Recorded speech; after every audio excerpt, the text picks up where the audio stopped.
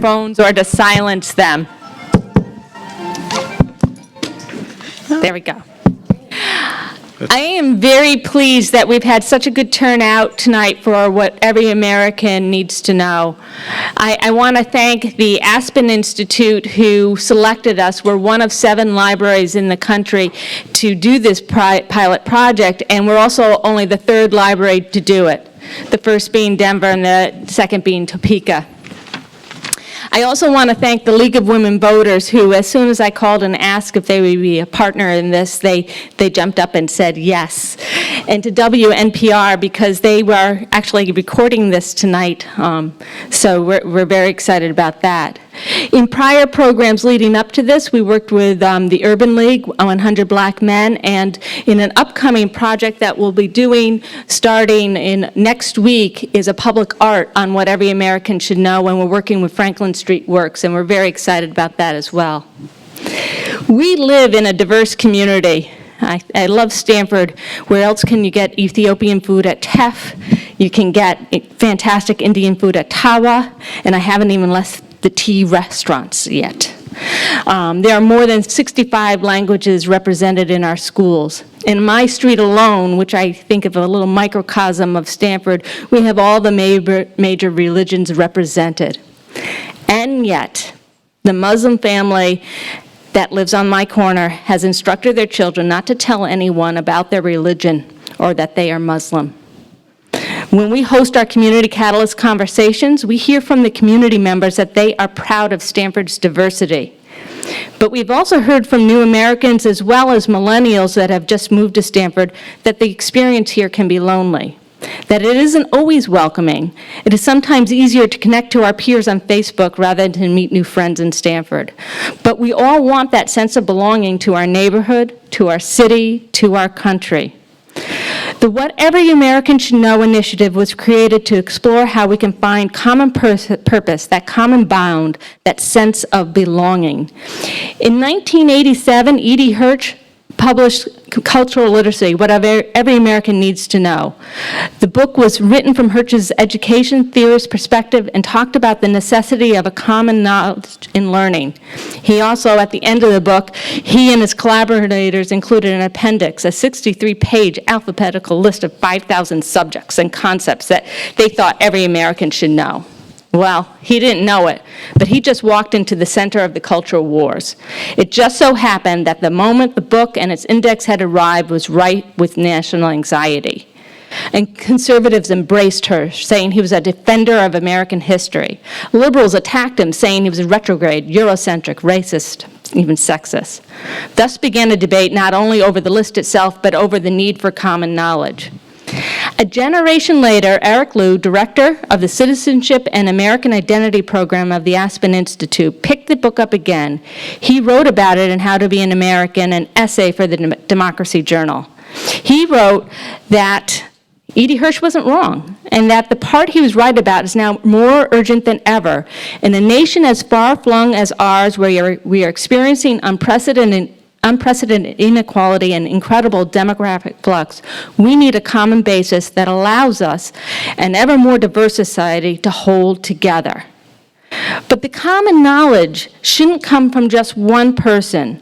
The common knowledge must be as diverse and as inclusive as possible, and it should come from all of us.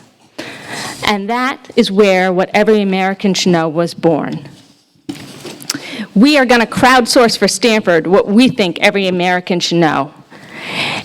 And we will briefly, as we go over tonight, I'm going to introduce you to Carrie Hopper from the Aspen Institute, but we're going to go over briefly just the topic of what every American should know. We'll listen to our expert panelists discuss this topic in the context of our own community, and then we'll open up the conversation to get everyone's ideas. Finally, we'll come back together as a large group to report back what we discussed, and we then invite you to join the conversation online by submitting your list to What Every American Should Know. And if you tweet, to tweet it on #WeAsk. Carrie Hopper has been working with us since late May, I believe, and she's an associate at the Aspen Institute's Citizenship and American Identity program. And I would like to ask her to come up and talk a little bit about what her work is. Thank you, Alice, and thank you to the Ferguson Library and to WNPR News and to the League of Women Voters of Stamford for your partnership. It's been so much fun in these months. This age of increasing diversity and widening inequality that Alice laid out for us gives rise to what is certainly a challenge, but it is also an opportunity, and that is to redefine what it means to be an American today, as we're seeing that the prominent American identity of the past really no longer fits us, and perhaps it never did. But how are we supposed to do that? How can we cultivate this sense of common civic purpose? And how can we do it in a way that is truly participatory and that reflects and celebrates our true diversity in our new America? So today's program is really in the spirit of those questions, and these are the questions at the heart of the entire What Every American Should Know initiative.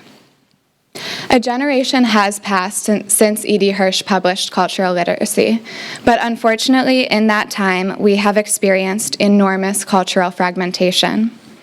We can feel this in so many ways in our everyday lives.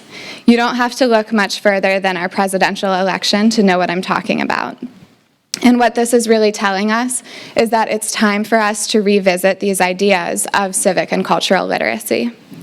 Because the more fragmented that we become, the more necessary it is for us to have a foundation of common knowledge, a shared set of cultural and historical references that we can all collect and understand. When we can understand this vocabulary, we can truly better understand one another. And we can encounter each other in our own shared communities and better understand each other's part of that shared community. When we're able to accomplish this, so many doors will open. We're able to claim voice and power as citizens, and we can support each other as we do so. Eric Liu, who Alice mentioned, leads the program at the Aspen Institute that created this What Every American Should Know initiative, said in his essay that being American should mean being part of a common culture that is even greater than the sum of our increasingly diverse parts. So then being civically and culturally literate means understanding and appreciating the value and the context of all of those many parts, even when they're not our own.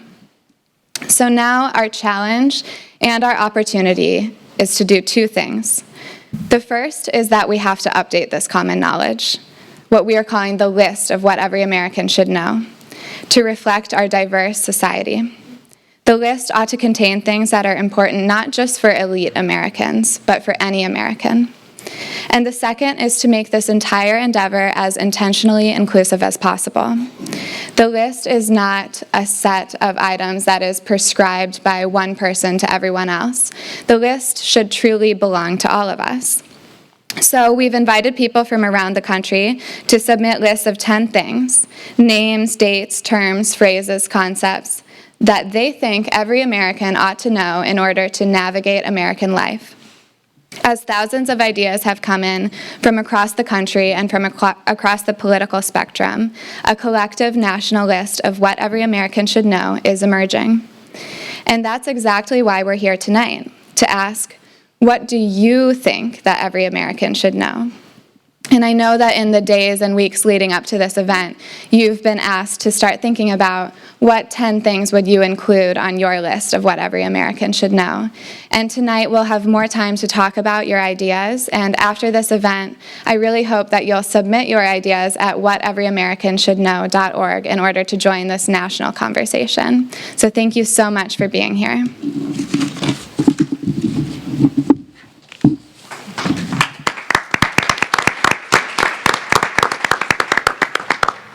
So now I'm just going to quickly introduce our panelists. Some of them really need no introduction, like our mayor. Mayor Martin has served as Stamford's mayor since 2013, prior to which he represented the city's 19th district on the Board of Reps for 26 years. David has made valuable contributions to the several community and city boards on which he served. These include the Stamford Police Foundation, Stamford Emergency Medical Services, which he helped form, the Stamford Investment Advisory Committee, and the Stamford Partnerships Executive Committee. He and his wife Judy have lived here for over 30 years.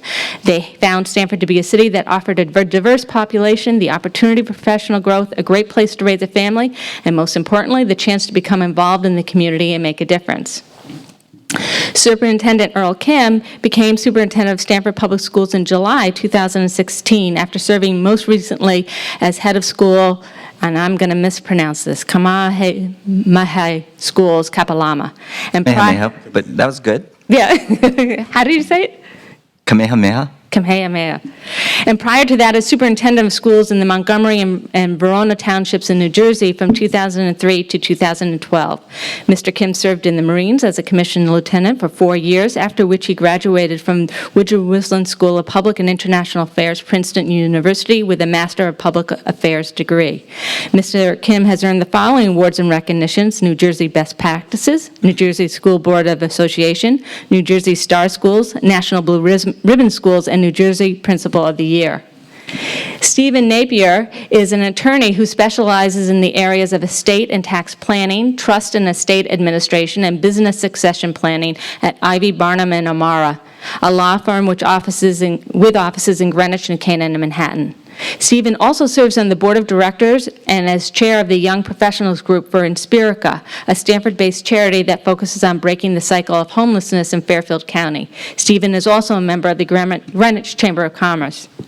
Wendy Scratt volunteers as the president of the League of Women Voters of Stanford, a nonprofit, nonpartisan political organization that encourages informed and active participation in government, works to increase understanding of major policy issues, and influences public policy through education and advocacy.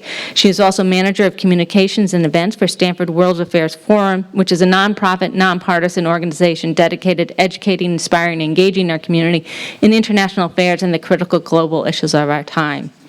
Anka Baderna joined Neighbors Link in 2015 to research, design, and develop training programs to accelerate the economic integration of adult immigrants into the local workforce. Anka has worked in leadership roles in public institutions and international organizations in the Americas, Europe, and Asia. She has a PhD in cultural anthropology, is multilingual, and has a unique understanding of different cultures, having lived in Venezuela, Mexico, the United States, Canada, Japan, Spain, and the United Kingdom. Michael Hyman. Since 2009, Michael Nyman has led the Domus Chester Addison Center, a vibrant community hub dedicated to inspiring the social, emotional growth and well-being of our youth. One of the center's many priorities, which also includes offering after-school activities and literacy classes. Michael has over 20 years of experience in progressive management and leadership positions in corporate America, during which time he served as president of the Stanford NAACP and member of the Connecticut NAACP board. He is currently the vice president of programs for the 100 Black Men of Stanford and sits on the board of several other community organizations serving young youth and families. Michael, his wife, and daughters are longtime residents of Stanford. And David DeRoche, our moderator.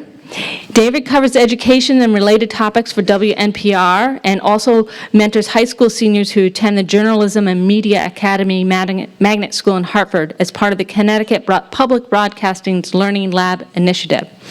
David comes to public media after a career in newspapers, where he received over a dozen state, regional, and national awards for his work, including twice being named New England's Reporter of the Year in 2013 and 2014. He was also included in Connecticut Magazine's 40 Under 40 list in 2015.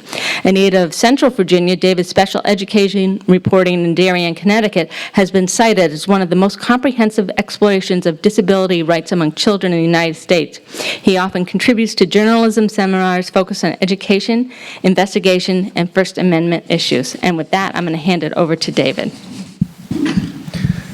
Thank you, Alice, and thank you, Carrie.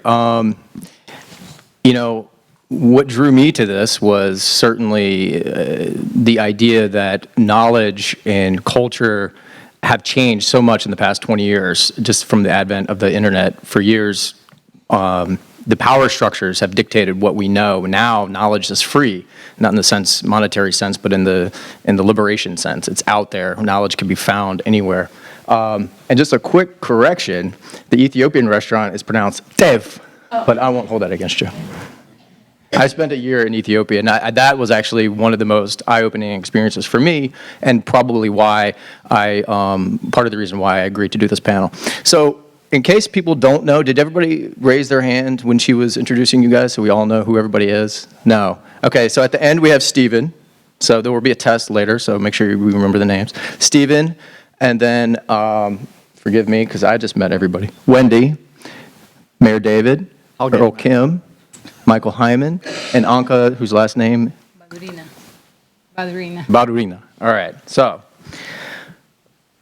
my goal is to have just a conversation. So Anka, I'm going to start with you since you're sitting next to me. This idea of civic and cultural literacy, what does that mean to you? How would you define civic and cultural literacy?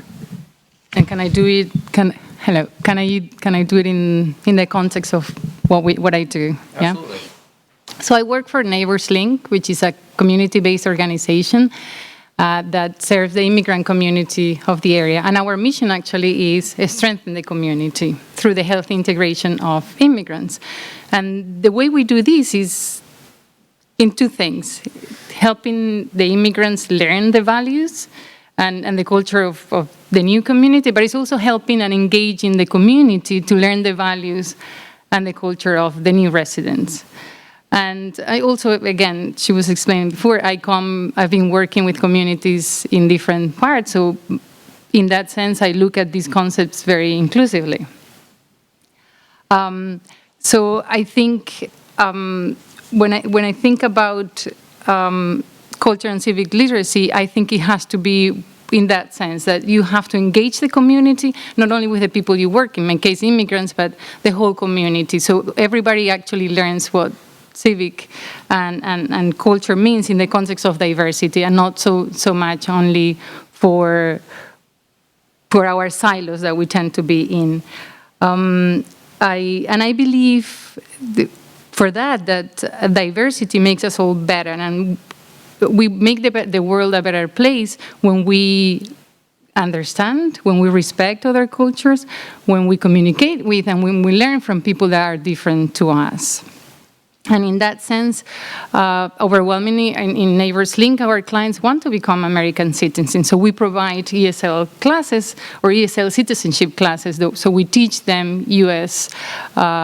Civics and U.S. history, and we want them to learn about this. But we also have, again, coming to this engagement, we also have lots of volunteers. We have over 500 volunteers that through the interactions, the formal and informal interactions with our clients, makes this cultural awareness more broad. So it's not only in our center, but also we're bringing this awareness of diversity outside our worlds, the walls of our center.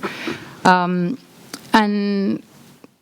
I think it's in that sense, for example, in the skills development program that I lead, we run a series of workshops on cultural awareness and effective communications, because we believe that if people understand, if we increase the ability of people to understand and communicate and interact with different cultural groups, it's going to be much better for everyone. So, and we have, again, for me, it's dual, in the sense of the clients we serve, but also in the community as a whole. We have to make this engagement that we all participate in this diversity.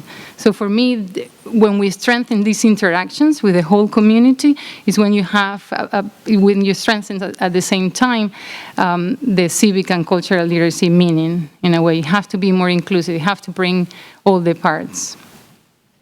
Can I move to Superintendent Kim? She mentioned civic literacy or U.S. history, but the importance to kind of expand on that in civics classes. Could you explain your thoughts on that, running a school district? How important is it for you to have a more diverse cultural history in government in the schools that you're running? Well, I think that the more that students are exposed to while they're young, the more open they are to different ideas, different systems, values, culture, and the like. So I think that's all a good thing, and I do appreciate the work that Neighbors Link does in not just helping immigrants to become acculturated to the norms of the U.S., but also to help us in the community to better understand and value all that these children, in this case of schools, bring to our classrooms. They bring immense experience, values. I was talking to a student the other day, or just as school was beginning, who had crossed the border over the summer alone to rejoin his family who was already here. And to me, it's just shocking that a 15-year-old would do something like that, would make that trek at that great a risk. I'm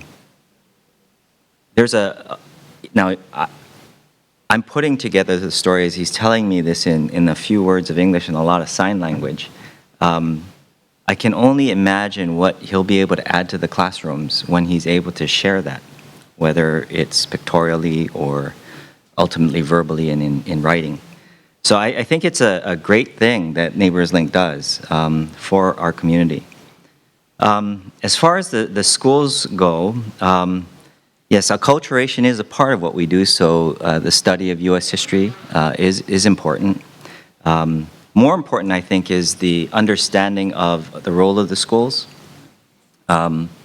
within our democracy. That, for me, is the starting point, that under our Constitution, there is an idea that is America, that's shaped by that document, and that we have a responsibility to prepare our students to be successful in the world that Constitution has created. The ability to interact with others, the ability to understand other perspectives, to collaborate with others and come up with solutions to really complex problems that our country faces. That's the role of the schools within this cultural context, this democratic republic, which means a great deal for the kind of curriculum that we offer and the pedagogy that we use. And we're by no means perfect. I imagine many would say we're far from it. But I know that our staff is wrestling with those ideas. It's not a new idea. Probably the most often quoted but least read philosopher of education and democracy, John Dewey, said it best, that we need to provide our students with the kinds of experience, not didactic instruction, but the kinds of experience that allow them to produce, to create, to be a part of the society in which they'll eventually matriculate. And that's a very different kind of curriculum and pedagogy than I certainly grew up with. And our teachers are tasked with that humongous responsibility. And you layer on top of that some additional responsibilities. That now they not only have to serve students who are heading to our Ivy League universities, but students who have just landed in the United States 2 months ago, and bring them up to that same level of ability and understanding so that they feel comfortable interacting in that society. Just a year later in some cases, because some come to us as seniors. So that's the role of the schools. It is in part acculturation, but there's a fine line between that and indoctrination, where we replace the culture and values that the child brings to our schools. Again, something that is of immense value to us. Erase it and supplant it with a culture that we think is the dominant culture of the United States. That's not where we seek to go as a school system, and we're continually conscious of that in the work that we do. There are other purposes of schools, and I think that if there's one thing that I can offer to the community, that would be one thing that Americans need to know, is that these purposes that for schools that have been around since the first school was founded, since the first interaction between a parent and a child, are part of an immortal conversation that we have to be a part of in every generation. And the answer that we come up with to the question of what is the purpose of school is unique to every generation. But if we don't participate in the conversation, and it is our conversation, then the schools become something unrecognizable and undesirable. So there's the original notion of the school as a purpose of learning for learning's sake, pure intellectualism.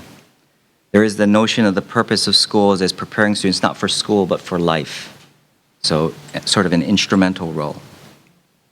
There's the notion of schools as improving the economic well-being of the individual or being a primary element of economic growth in this country and the well-being or the quality of life of all the people in our country. There's the notion of schools as the instrument or vehicle for societal improvement, that we are somehow a major force in shaping that democracy that results when our students become adults. And then finally, that notion of acculturation.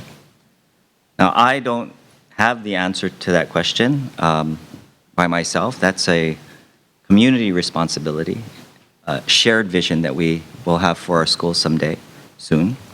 But I leave it to the audience that one thing every American should know is the answer to the question of what is the purpose of our schools is an answer that all of us have to own. I have to say, Superintendent Kim did not have prior access to that question. I just asked him out of the blue, and he knocked it out of the park. So thank you for that. I hope people feel that they can be honest and open, and we're going to have discussions later. So, take some notes and try to engage as much as possible. Michael, you and I talked earlier today, and your list was very fascinating to me. I think it was very justice-oriented, I believe. Tell me, in your sense, this idea of civic and cultural literacy in the context of what you think is valuable for citizens to know. I can. And try, if everybody can speak into the microphone, because I'm not sure if everybody can hear. Can you guys hear in the back okay? Okay, so if we can try to speak directly, that'd be great. Thanks. Okay. Is this good?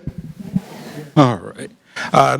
I'd love to answer your question, but can I take a moment to say that I was also pleased with Dr. Kim's answer, and that he would quote John Dewey, who everyone knows as far as education is concerned is probably the go-to guy. And Dewey, what it reminded me of was that he also said that learning begins, the best learning begins, when we realize that the solutions that we find during comfort are inadequate. The solutions that we find during comfort are often inadequate. And the idea that schools are a part of all that we do. My context, obviously, is with a community center. And so that I deal with children in an after-school setting, but I also deal with families and children and seniors and others who are just simply active in a community. And civically, it is so necessary that for those individuals who use the places that I know of as Chester Addison or the old Yearwood Center, or whether it's some other community center in some other far-flung part of this country, many of them, people of color, that this is a touch point for them. This is a place of community where they come to, and for those of us who lead those types of places, it's important for us to realize that and to add more than making it just simply a recreation center. And so the more involves ensuring that there are some connection points that validate the community. The mayor is here with us tonight, but if I were at the Chester Addison Center, there are occasions when he walks through the doors there. That's a validation of that particular community that may not see a mayor from time to time, but that his coming validates that they are worthy of the same rights, respect that other parts of our community would be accorded. That goes for the police chief, also for the principals of the schools. But to get those individuals there and to get them to understand that these are people too, that they have the same dreams, hopes, that others have all across this community. Sometimes we don't notice that. And another thing that Dr. Kim mentioned was the idea that a young man who was coming to this country, and I guess maybe a few months ago or a year ago, the idea that he is on a journey. Well, there are people who are resident of our community today who are on a journey as well. And that journey involves telling their stories about where they've been, where they're going, what their dreams are. And often those things are swept aside or not noticed or not told in many instances. I can certainly say that from my own background and upbringing that my journey was not in the history books that I read as a child, and that America in many ways was too afraid or had other reasons for not telling that part of the story, so that it disenfranchised individuals not only from the voting booths, but it disenfranchised them from the legacy of what is America, and it created that yearning that is the American dream that people of color strive so hard for. I'd like to move to Mayor Martin, since you mentioned you're visiting. Is validation, this idea of validation for communities that might not receive validation either through mainstream media or through the school system, how important is it for you to be a part of that process of ensuring that various communities feel like that they're validated and valued? I actually don't know how important that is, but I wrote that down when Michael said that. About a year and a half ago or so, I was invited to a Yale University summit, Yale Business School summit that they hold in New York, and they invite 15 mayors from around the country, and Stamford in Connecticut gets invited, and they invite CEOs and leaders and some of the people you see on CNBC every morning are invited, and it's a very rich discussion. But they had a panel discussion with the various mayors, and they were talking about some of the challenges around diversity and the response by police or about the community leaders or the schools that had been happening in some of these other communities. And none of them have the diversity that Stamford has. They're not even close. They are significant cities. You would recognize every one of them, but they don't have our diversity. And my commentary was that I go to event after event after event, and various pieces of our community, components of our community. And a lot of politicians do that because, oh, gee, I want to see my face and I'll get some votes because they know I've been there. And that's not a bad reason. But I said there, and Michael is right, and I do this for this reason. I want every component of the community to know that I know that they are part of this community. It isn't just that they are welcome as if they are outsiders. No, they are part of the community. And I represent them, and the government works for them just as much as it works for anybody else. When Michael said that, I wrote it down because I believe it is important. I don't know what else to say. But I will tell you, I've gone to see the Ukrainians and the Coptic Christians and the Guatemalans, and the immigrants, Ecuadorians and the Peruvians and the Italian Americans and the Irish and the Polish, and the list goes on and on and on. And every world event, there's somebody in Stamford that's impacted by it. And when Trump makes statements about Muslims, we have to have a community meeting in a mosque here in Stamford to reassure the Muslim community that that's not the way that we see it here. And we have to have a community event at Neighbors Link when we're talking about that. And some parents are concerned about pulling their kids out of the schools because of what is the national direction that's going on here. And when there's a hurricane in Haiti, There are events going on in Stamford to support the Haitian community, or an earthquake in Ecuador, an earthquake in Bangladesh. We have a Syrian refugee family in this community. I don't make a big deal of it. I'm not announcing it. I don't believe that they need their privacy invaded. But it's another piece of the community. And as I said, the Ukrainians, hey, they're sensitive to what's going on with Putin in the Ukraine. Everything in the world, somehow somebody here in Stamford is affected. And I believe it's important that the mayor, whether it be me or anybody else, recognize that they are part of this community, and we know it. So, long-winded answer. I'm sure the people of Stamford appreciate that. Not a Stamford resident, I did work in Darien, so I spent some time in Stamford, so I definitely have an appreciation for the community here. Wendy, down there in the end, it's Wendy, right? Yes. Okay. Wendy is with the League of Women Voters, and one of the things we talked about is the reason you got into League of Women Voters. It was the Newtown shootings, the tragedy that we all know about. I'm wondering, and we talked about a little bit about this, how there's an advocacy angle to some of the things that that one part of the league does versus the nonpartisan part.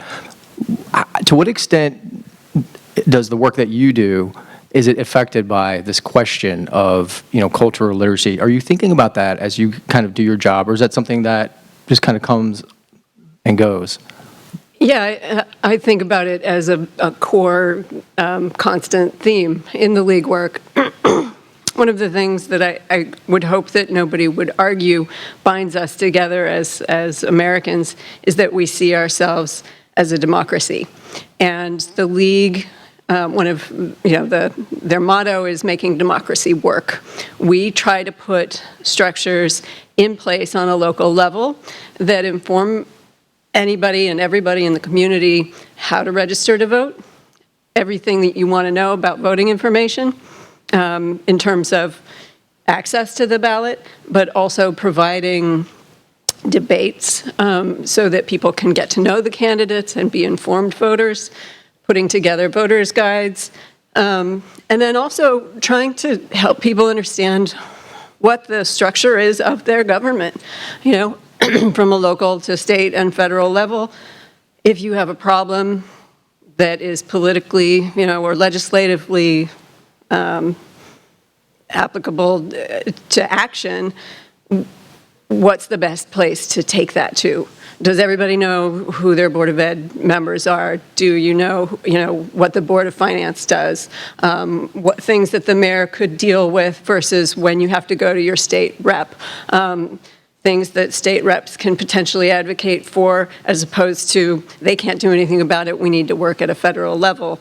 And those are all really basic levers of our democracy that I don't think people, get taught in the way that the league can present it to them. So this idea of making democracy work, it only works if, as everybody else is saying, we all participate and have our voices actively using the physical representation of our governmental structure. So yeah, I think about that all the time. So Stephen, what do you work with homeless youth and just homelessness generally, correct? Yes. So I'm wondering for you, kind of listening to some of the themes that are running here, equality, or just like diversity, the value of having a voice, the value of inclusive democracy. How does that work when you're dealing with the homeless who might not even have a voice? How do you feel like you are able to work with them in that context? Well, homelessness, even here in Lower Fairfield County, is a problem, and I think that's something that a lot of individuals don't realize. Even in the greater United States, 1 in every 3 individuals is in or near poverty. So it's men, it's women, it's children, it's the elderly, it's the sick, it's the mentally ill. It really crosses the whole gamut of different individuals. And when it comes to homelessness, it's not just a matter of the physical issue. If someone is homeless, let's help them find a home. It's breaking that cycle that really is the biggest issue that we focus on. And, that cuts to someone's cultural core. What are their job skills? We have a lot of clients at Inspirica that they didn't grow up in a household where they learned how you dress to go to an interview, how you put together a resume, how you speak when you're asked a question. If your boss says something you don't like, how do you respond to it? So these are all skills that, a lot of us take for granted because we were socialized with those skills growing up, but there are a lot of other individuals that weren't. So, that's one of the big things that Inspirica focuses on, is teaching the skills that will help break the cycle of homelessness. And, that's all part of the acculturation process for individuals. We all come from different backgrounds and need to find a way to make it work in one community. When I first got, I came about this and thinking about these issues, and I'm listed as the Young Professionals Group person for Inspirica. So I was thinking kind of from a millennial standpoint. How does civic and cultural literacy affect the millennial group? And I kind of came to think about our generation and what defines our generation. And I think kind of the bigger events were September 11th and the Great Recession of 2008. And in thinking about those events, really the outpouring of community support that came out of those, neighbors helping neighbors, first responders rushing to the scene, I think that really had a big effect on the millennial generation and the mobilization of millennials to help, to volunteer their time, to join non-for-profits in the area. And the data seems to indicate that millennials are very willing and able to help. That's what everything has shown. So again, everybody feel free to jump in if you like. We were all asked to come up with a list of the 10 things that we think every American should know. I did that. I think everybody here has done their homework on that. After just kind of hearing a very brief statements from each of us, I would like to ask the panelists and whoever would like to answer, is there something on your specific list that you think the entire panel might have on theirs? Or is there something you think that you might have on your list that nobody else might have and you would like to share?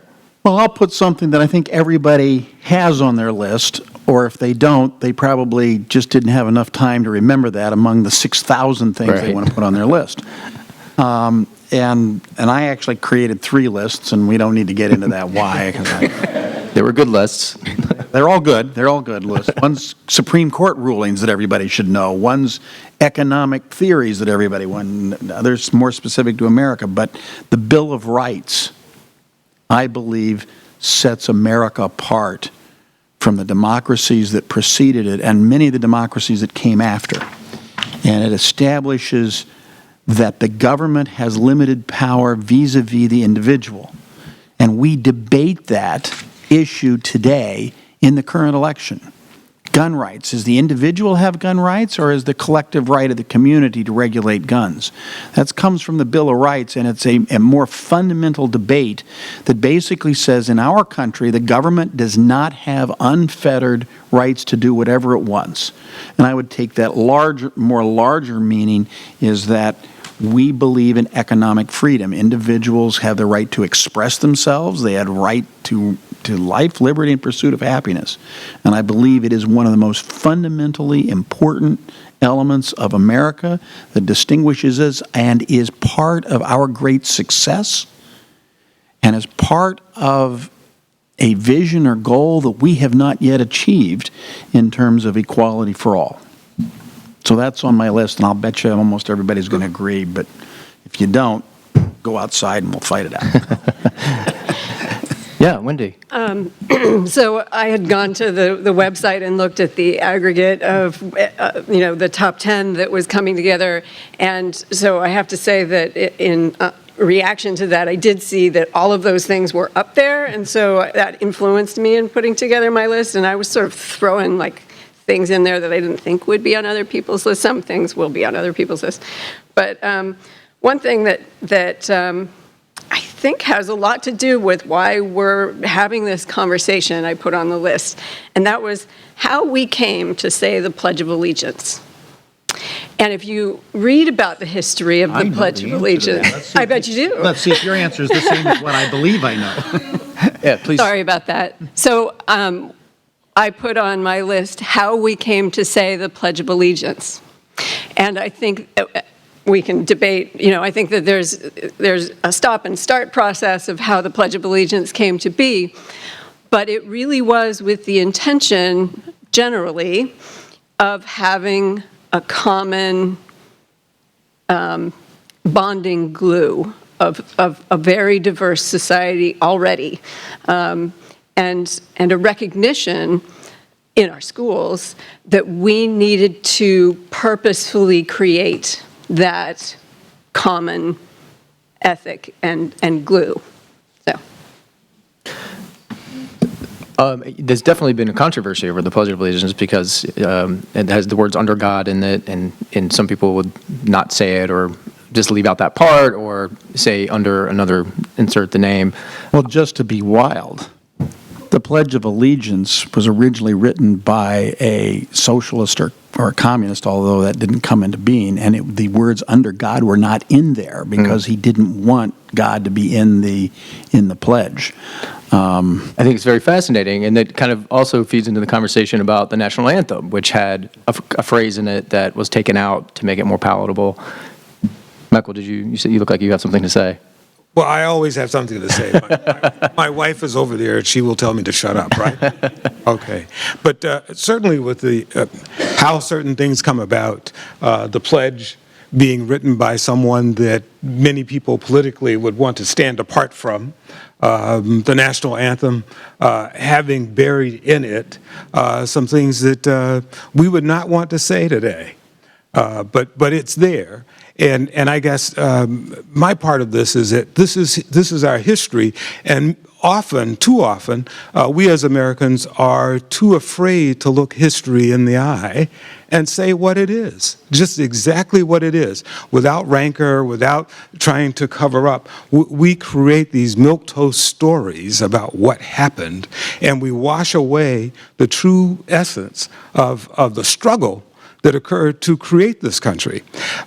If there's something on my list, I would mention, and I shared this with you earlier, that I'd like all Americans to take a look and do some homework on what the Americas looked like in 1491, prior to Columbus arriving here. Because many of us think that he just simply came to these shores and that everything was as it is told to us now.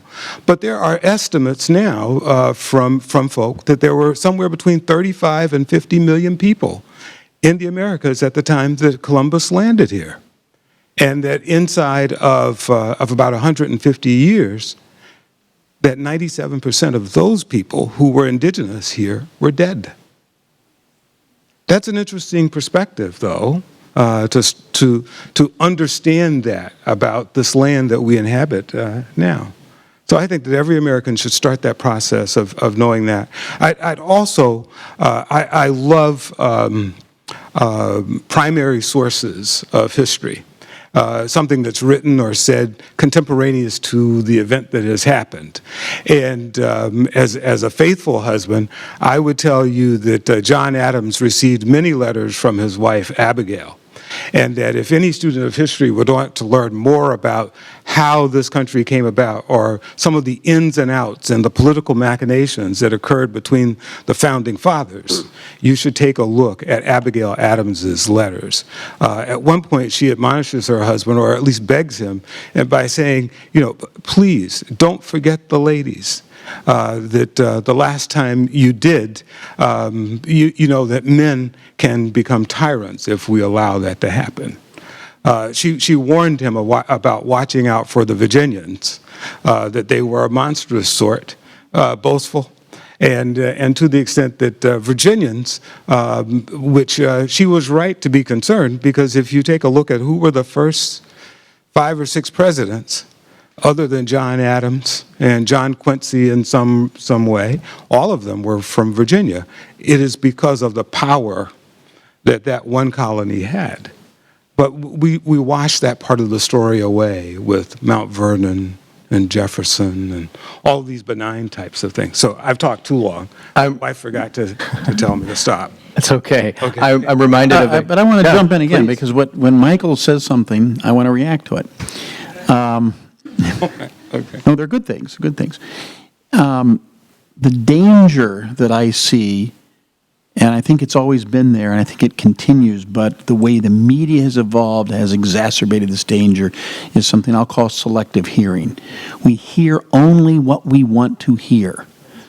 And as we've had new channels of communication, whether it's conservative radio or whether it's MSNBC, which I personally happen to like and think is very truthful, or as it's Fox News, which is not fair and balanced, but, that's my little commentary. NPR. But the point is that we have this selective hearing. And it extends to, we can't look at history, and if somebody says something we don't agree with, we don't actually look to find out what the truth is. We look to discredit the individual or cut them out of our communication.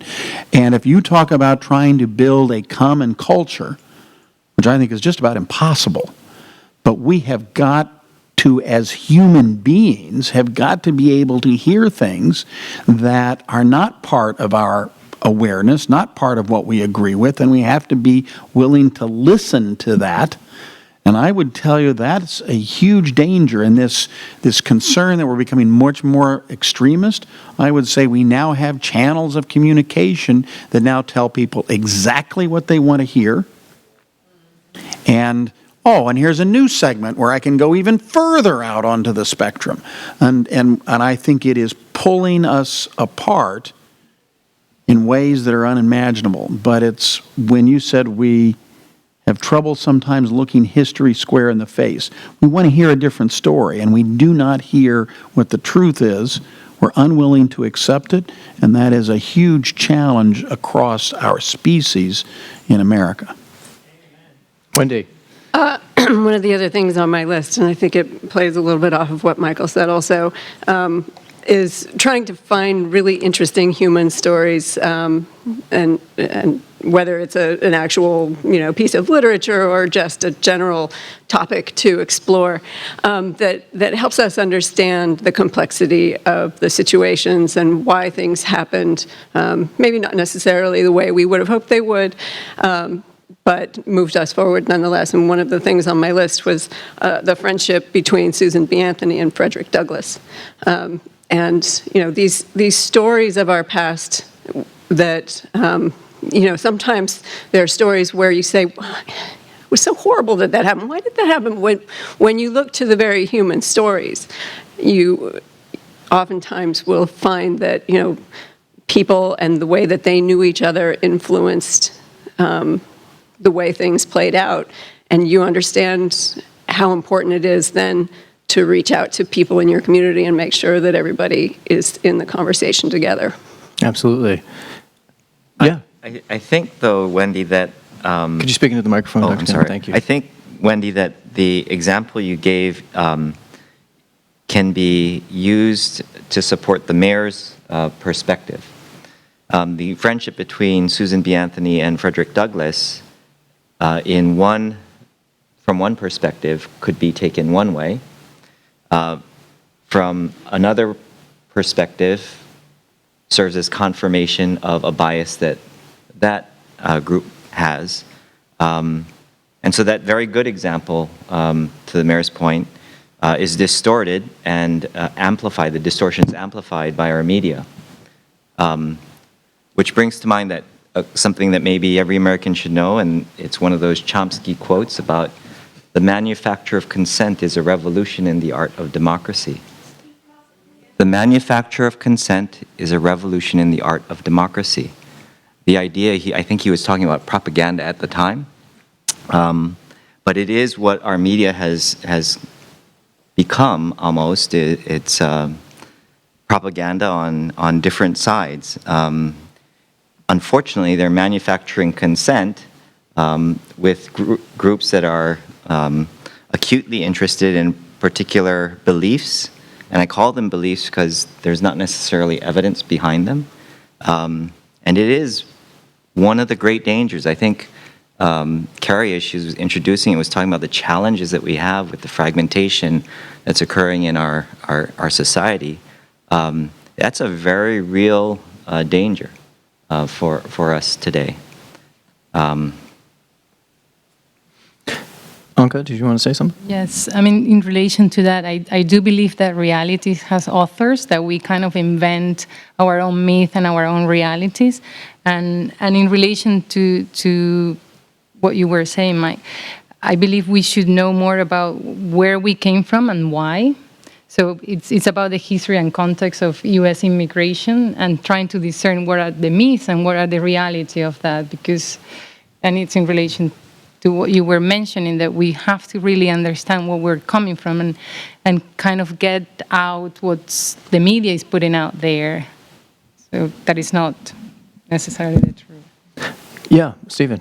Yeah, and in just talking about this biases issue, one of the ones that I had on my list was the O.J. Simpson trial. And as a lawyer, I think it's fascinating now. You know, there have been a lot of documentaries about it, but looking back, and you know, I view evidence one way as an attorney, but you have evidence that was presented publicly on a day-to-day basis. You had, you know, CNN, that may have been the only news network at the time, presenting their take, and then you had, you know, white people who were polled saying 90% guilty. You had African Americans polled saying 90% innocent. And it just goes to show the same evidence was presented in the same manner to two very different segments of the population, and both were absolutely convinced that they knew he was guilty or he was innocent. I just think it's fascinating. And I think as a media person, noticing the nuances there, that the thought of innocence was more of a social movement than an actual thought of innocence. Right. I think, you know, the black community wanted him to be innocent because so many black people have been put behind bars for so many years for nothing. They felt this could be some kind of vindication or some kind of win. I mean, correct me if I'm wrong, if anybody disagrees with me, but that was kind of my understanding of where that change came from. I think we do have to, do you have questions? Right. Right.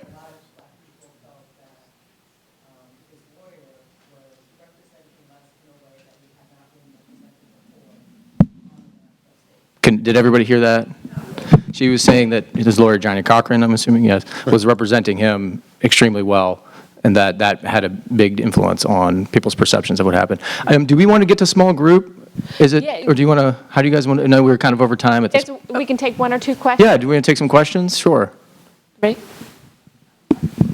No, well, I was just going to also add that it was believed that there was such years and years of systemic abuse by the LAPD against the Right. African American community. So. Right. That was a big part of it. And any other questions?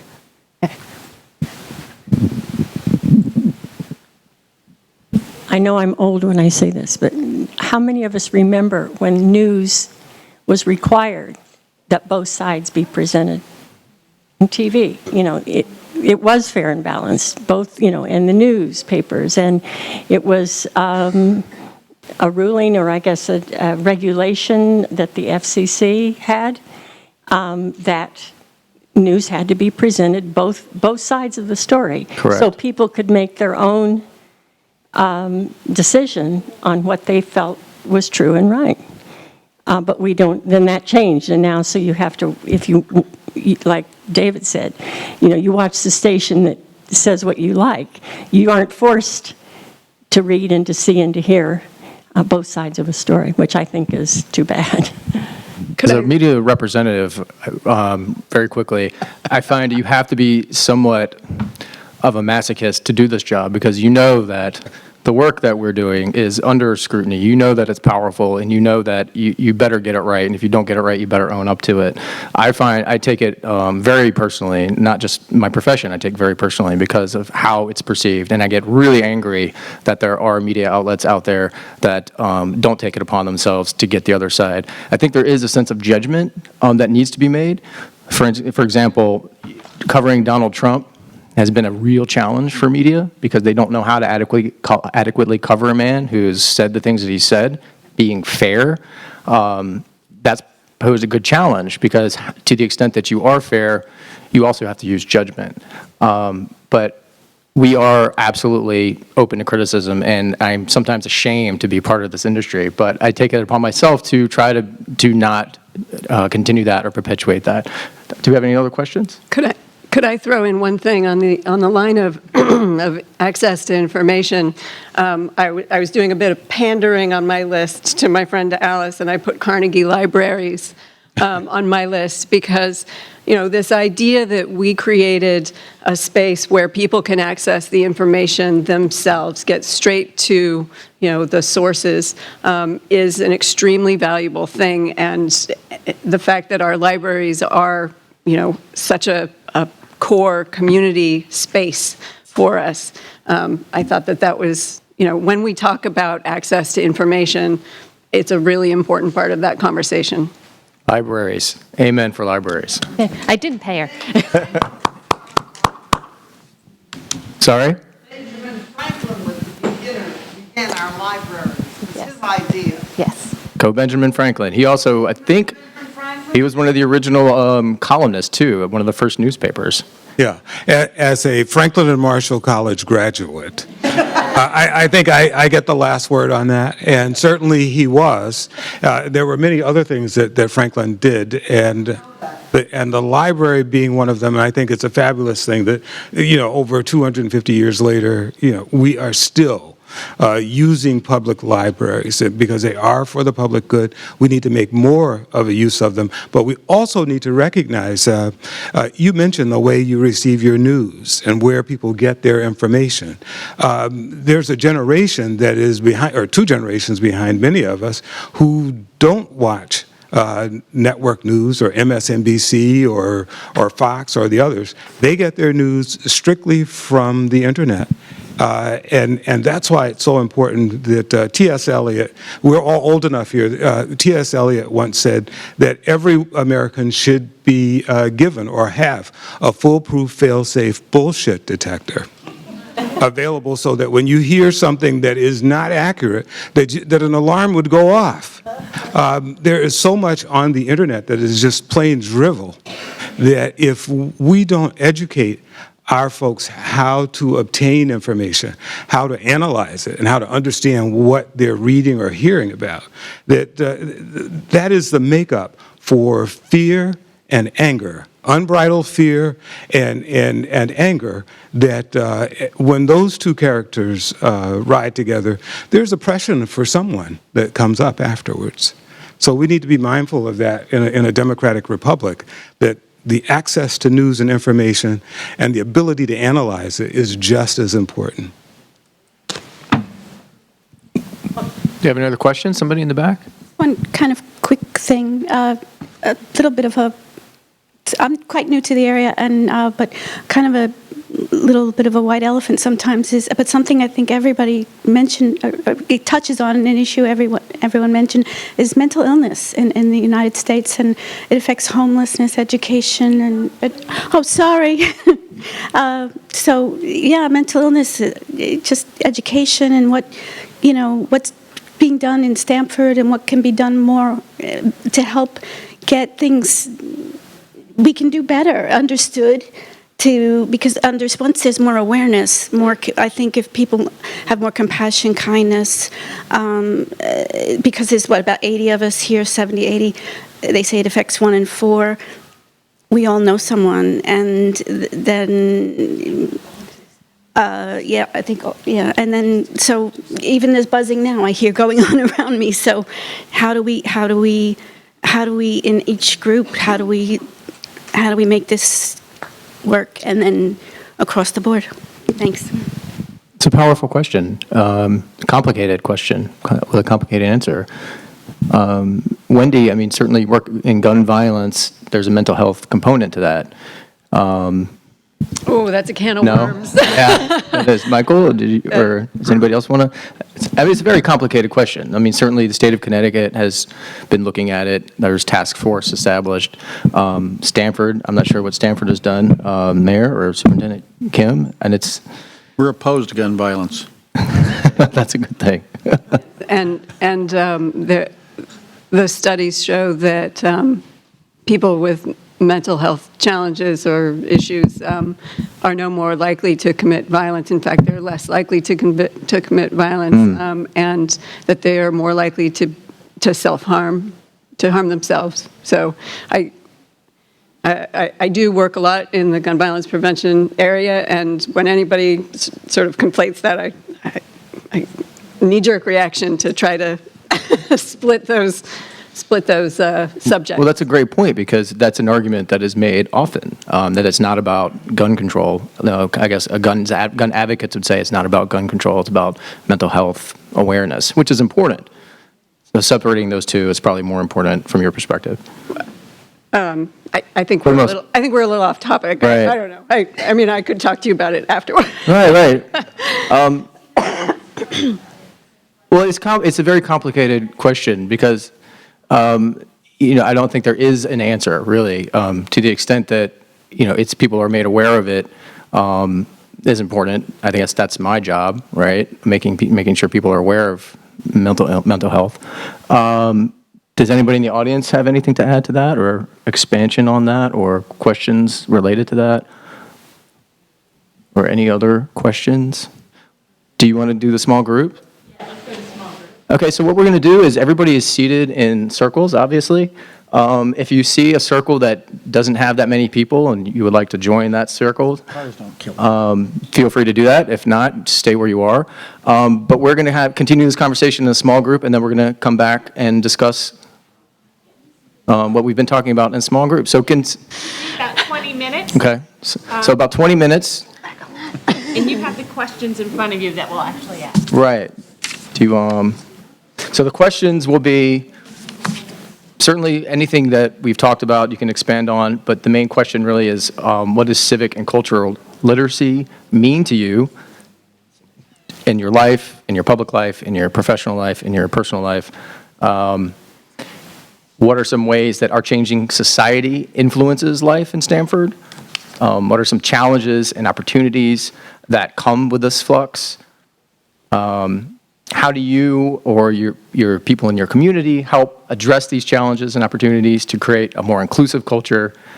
And the big question, what are the 10 things that you think every American should know? So I know I had a lot of trouble whittling it down to 10. I know everybody on the panel had that problem. So just feel free to engage in discussions. The panelists are going to be joining the group, so I'd ask the panelists to pick a group if you like, or if you don't, you can more than welcome to hang out up here. But I think they would appreciate that. Lucky group gets you. I'm more than happy to join also. I think you know the way to go. That's smart or dumb, but it's clearly not in the middle. But well thought, either way. Well,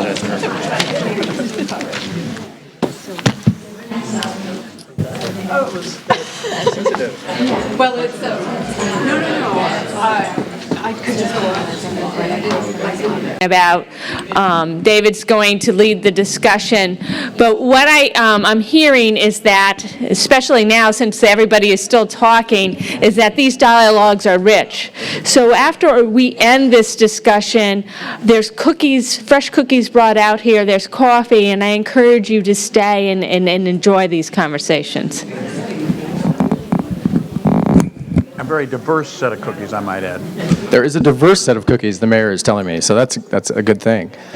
We had a great conversation over here in the middle. A lot of the things we talked about music, the importance of music.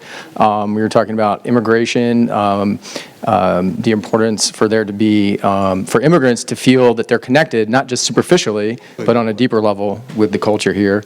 Those are some interesting things that came up. We talked a little bit about voting, not voting. World religions, the consensus was that religion should be taught more than just the big three monotheistic religions, that more religions should be incorporated into education. Yeah. Into education, public education. Public education, correct. Religion should be included in public education. Well, a wide variety of religions, more than just the main three. I know when I was in school, we learned about Islam, Christianity, and Judaism, but we didn't talk about Buddhism. We didn't talk about all the other ones. So, anybody want to share anything that they thought was insightful or helpful during your discussion? Anybody? Oh, You have a hand over here?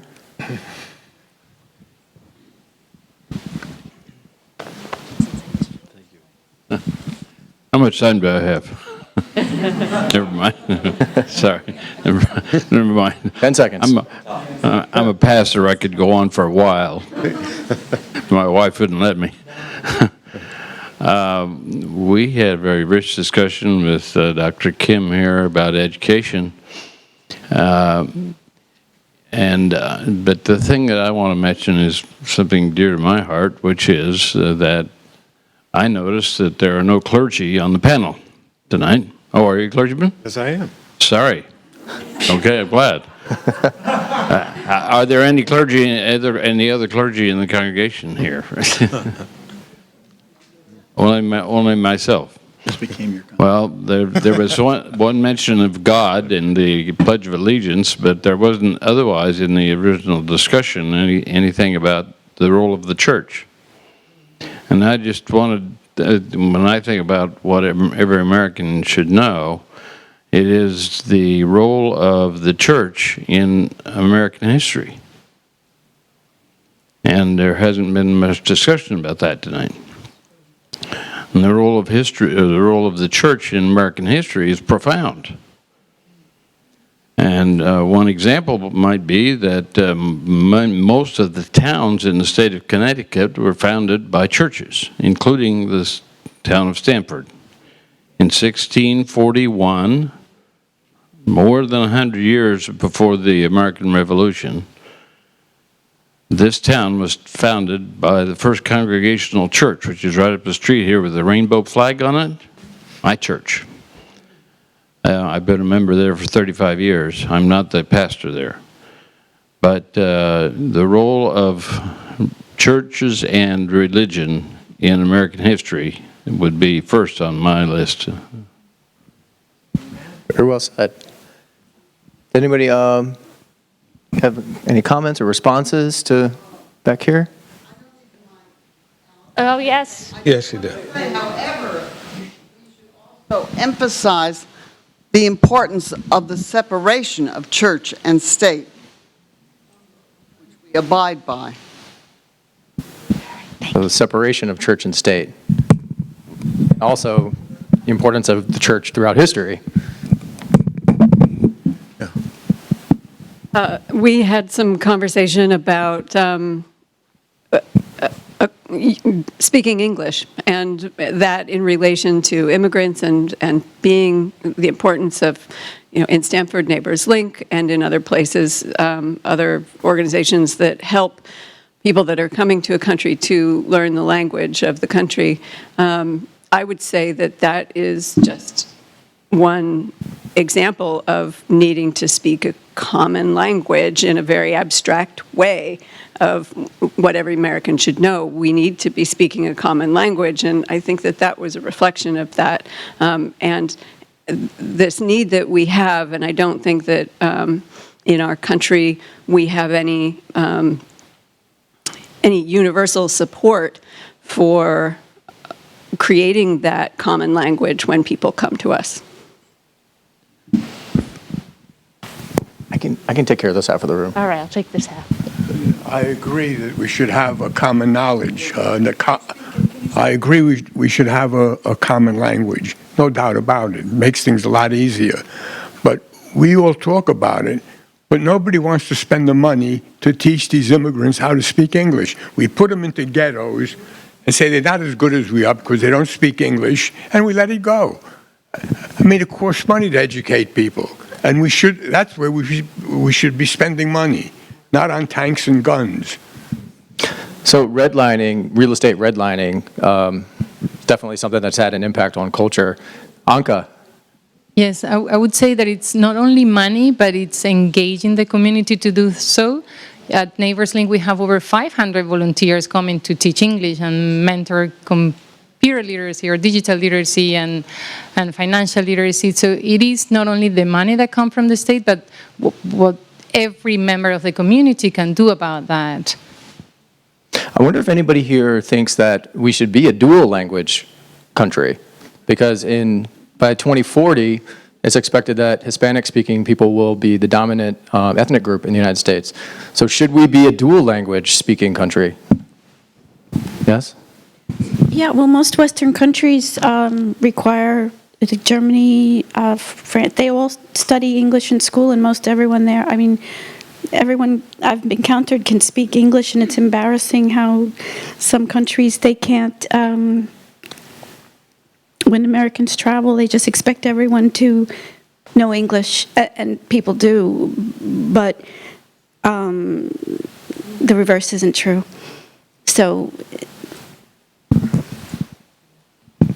So I would say one of my dreams for Stanford is for our children to be multilingual. I think with our diversity, that there's no reason why our kids shouldn't be speaking 3 or 4 languages by the time they graduate high school. I don't know that there needs to be something national, but if you're going to speak about the opportunity in this town, they have friends who speak, what did we say, 35 different languages. There's no reason at, when they play on the playground, they can't play Foursquare in Spanish on Mondays and learn Tagalog, on Fridays. And so I don't know that needs to be like a national thing, but I think we have such a huge opportunity with the diversity we have in Stanford, but why would we limit ourselves with just 2 languages? So language, language, definitely important issue. What other things did we talk about in the groups that you guys want to share? So we got language, religion, separation of church and state. What kind of interesting, yeah.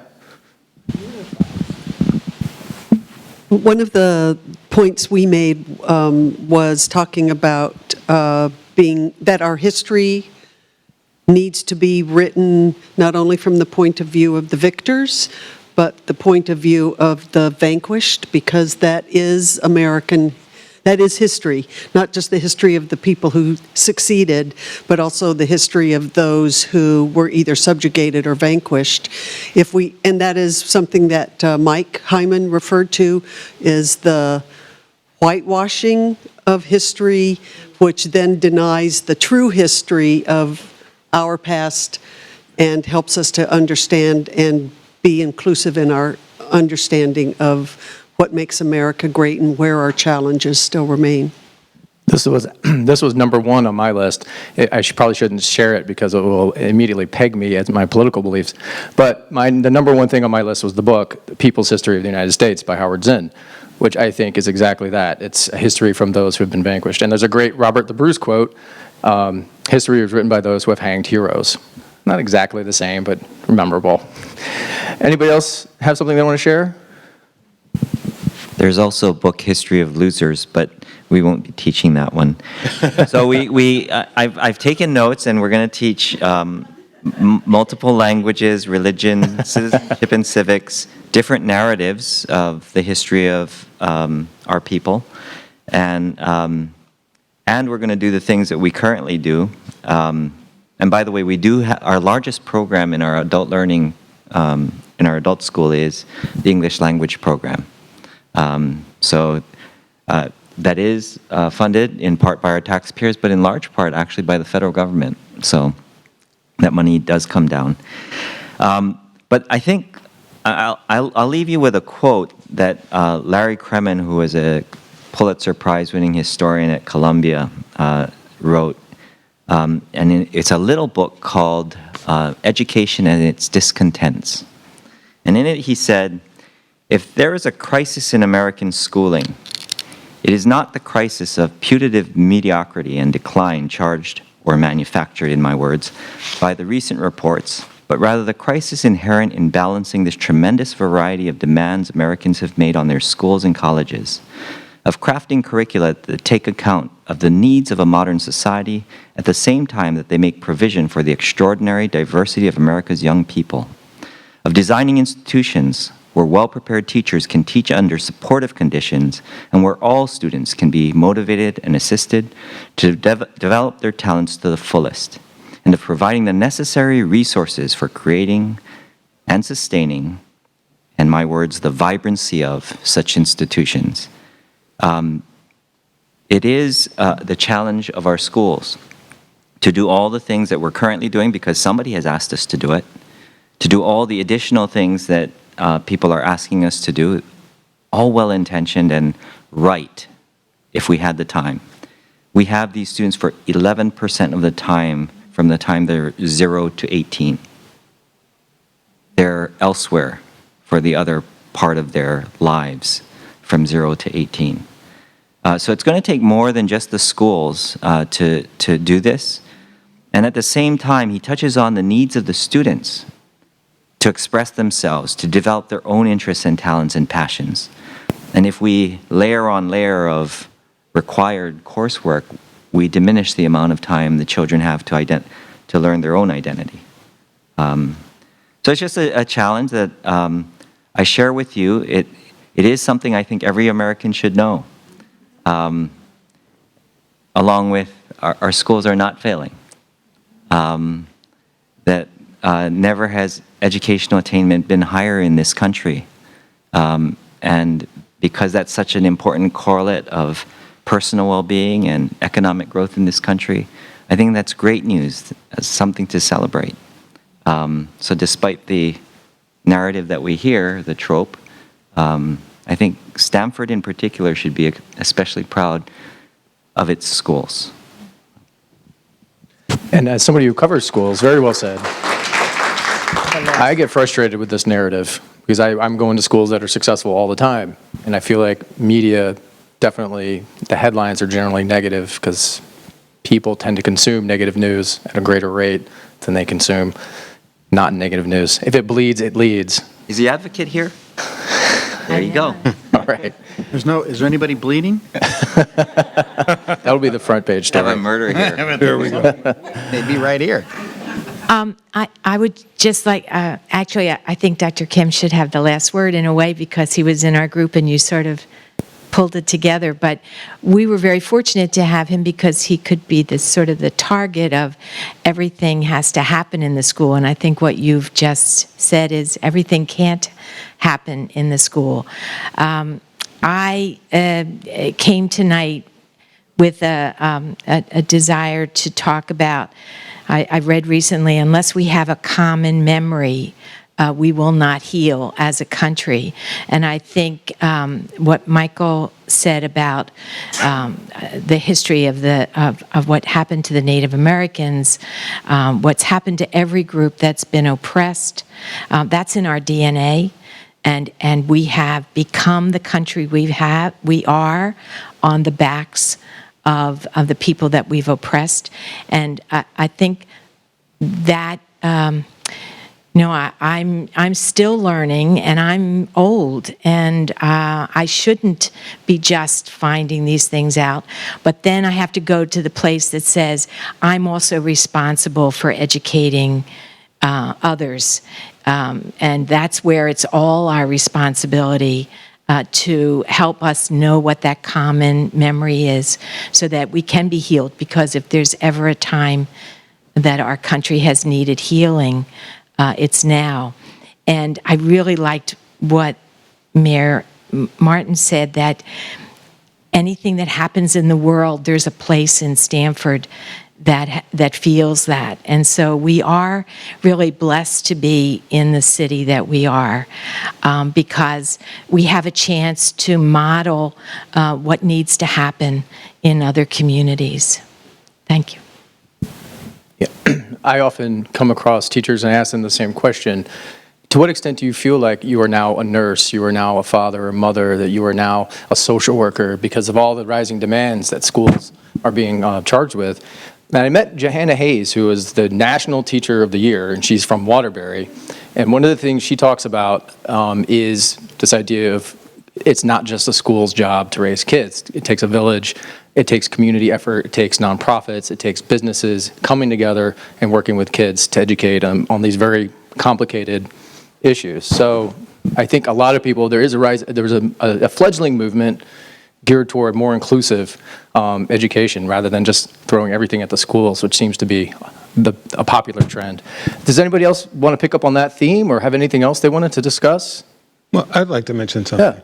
A few years back, a long time ago, someone said, if you look back at your life, what would you like to change or do over?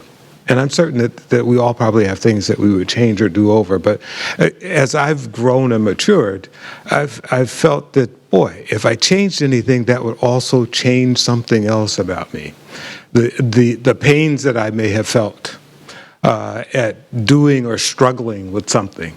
The anger and rage that I may have had about something, that I look back on it now and I can reflect what that was. I also feel now that there is nothing. I mean, even those bad moments, that they somehow hardened or made me better or smarter. And the reason why I mention that is that as a nation on our history, we shouldn't want to change or remove or dismiss any of what has happened to this country in its long journey to be here today. It's what has made us who we are. And there's something that is strengthening, that is like a fire that's been burned in the steel, or the steel that's been burned in the fire, and it's stronger now because of it. One of the 10 things that I think that people should know, and it's something that's near and dear to my heart, and I can't read it anymore without crying, actually, but it's Maya Angelou's poem, On the Pulse of Morning, because it includes everyone. But you have to know the history of this country to read that poem, to truly understand it. And I think that that's one of those things that we should not look at slavery, at the massacre of the Indians as something that we want to put away and not talk about it with anyone. Because when we do, it makes us better. There are lessons to be learned from this stuff. And that if we are ever able to move on, we would address those things head on. And not be afraid to talk about them. I would ask you to read the poem, but I'm assuming you probably... Would you like to? It's up to you. I don't have the poem with me, but... You don't have it by memory? I don't have it by memory, but I do... Well, here's a portion. Would you... Do you? Yeah, please. Okay. The river sings and sings on. There's a true yearning to respond to the singing river and the wise rock, to say the Asian, the Hispanic, the Jew, the African, the Native American, the Sioux, the Catholic, the Muslim, the French, the Greek, the Irish, the rabbi, the priest, the sheik, the gay, the straight, the preacher, the privileged, the homeless, the teacher.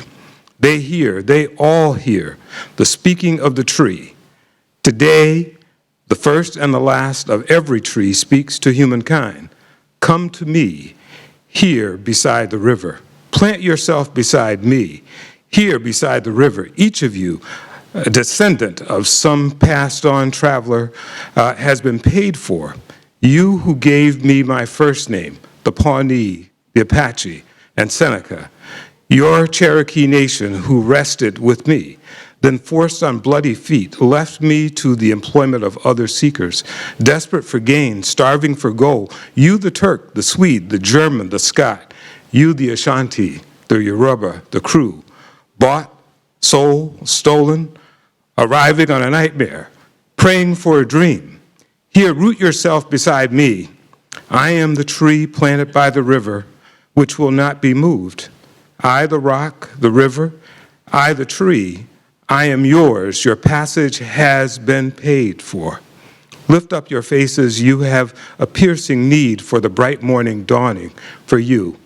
History, despite its retching pain, cannot be unlived, and if faced with courage, need not be lived again.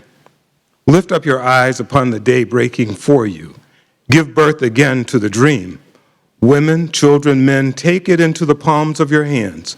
Mold it into the shape of your most private need. Sculpt it into the image of your most public self. Lift up your hearts. Each new hour holds new chances for new beginnings. Do not be wedded forever to fear, yoked eternally to brutishness. The horizon leans forward, offering you space to place new steps of change. Here on the pulse of this fine day, you may have the courage to look up and out upon me, the rock, the river, the tree, your country, no less to Midas than the mendicant, no less to you now than the mastodon then. Here on the pulse of this new day, you may have the grace to look up and out and into your sister's eyes and into your brother's face, your country, and say simply, very simply, with hope, good morning. Wow. Yeah. So.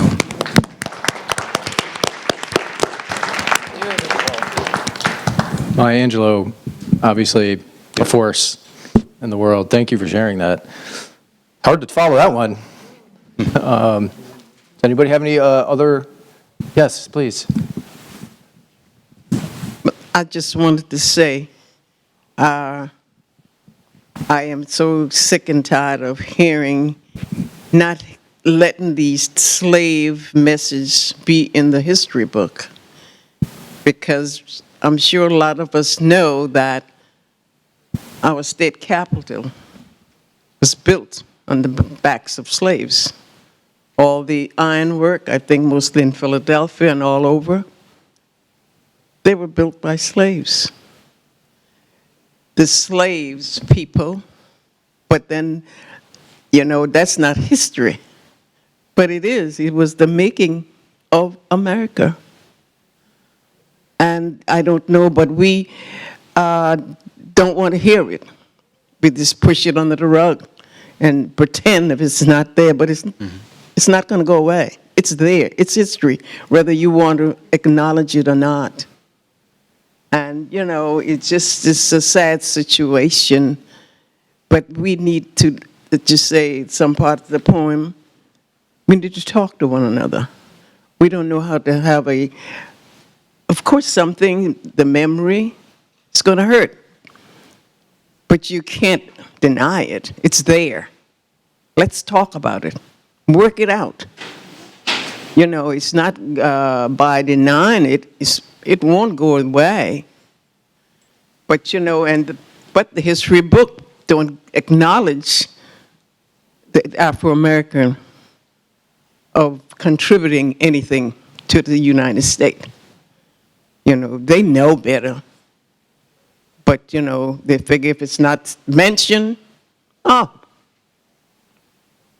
they'll soon forget it. No, we don't. And then they wonder why, and all the mistreatment that we have gotten. But when they wonder, you know, what's wrong with them? Those angry black people. We have enough to be angry about.